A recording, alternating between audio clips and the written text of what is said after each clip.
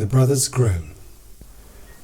In old times, when wishing was having, there lived an old king whose daughters were all beautiful, but the youngest was so beautiful that the sun itself, which had seen so much, was astonished when it shone in her face.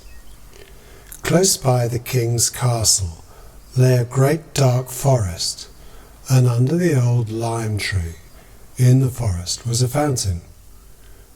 When the day was very warm, the king's child went out into the forest and sat down by the side of a cool fountain.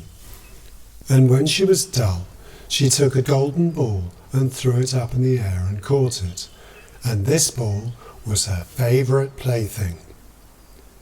Now it so happened one day, the king's daughter's golden ball did not fall into the little hand which she was holding up for it, but onto the ground, and rolled straight into the water.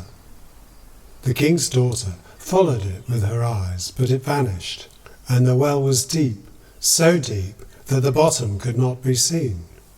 On this she began to cry, and cried louder and louder, and could not be comforted. And as she thus lamented, someone said to her, "What ails you, king's daughter? You weep so that even a stone would show pity." She looked round to the side from whence the voice came, and saw a frog stretching its thick, ugly head from the water. "Ah, old water splasher, is it you?" she said.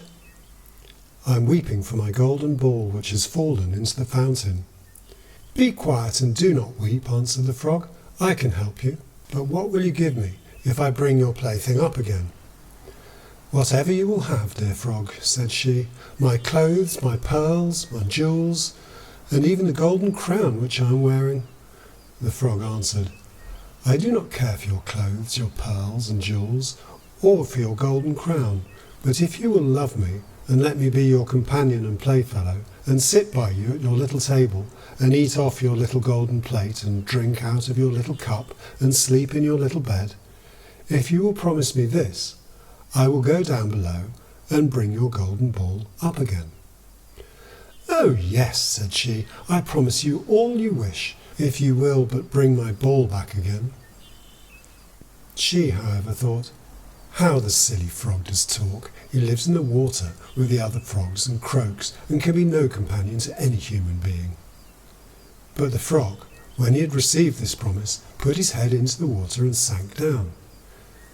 In a short time he came swimming up again, with the ball in his mouth, and threw it on the grass. The king's daughter was delighted to see her pretty plaything once more, and picked it up and ran away with it. "Wait, wait," said the frog. "Take me with you, I can't run as you can." But what did it avail him to scream his "croak, croak" after her as loudly as he could? She did not listen to it, but ran home and soon forgot the poor frog, who was forced to go back into his fountain again. The next day, when she had seated herself at the table with the king and all the courtiers, and was eating from her little golden plate, something came creeping splish splash up the marble staircase. When it got to the top, it knocked at the door and cried, "King's daughter, youngest, open the door." She ran to see who was outside, but when she opened the door, there sat the frog in front of it. She slammed the door in great haste and sat down to dinner again, and was quite frightened. The king saw plainly that her heart was beating violently, and said, "My child, what are you so afraid of? Is there a giant outside who wants to carry you away?" "Ah, no," replied she, "it's no giant, but a disgusting frog."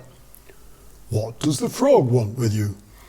"Ah, dear father, yesterday, when I was in the forest sitting by the fountain playing, my golden ball fell into the water, and because I cried so, the frog brought it out again for me.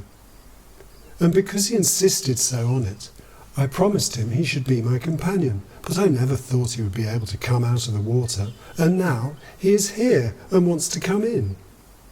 In the meantime, it knocked a second time and cried, "King's daughter, youngest, open to me. Don't you remember yesterday and all that you to me did say, beside the cooling fountain's spray, king's daughter youngest, open to me. Then said the king, that which you have promised you must perform. Go and let him in. She went and opened the door, and the frog hopped in and followed her step by step to her chair. There he sat still and cried, lift me up beside you. She delayed until at last the king commanded her to do it.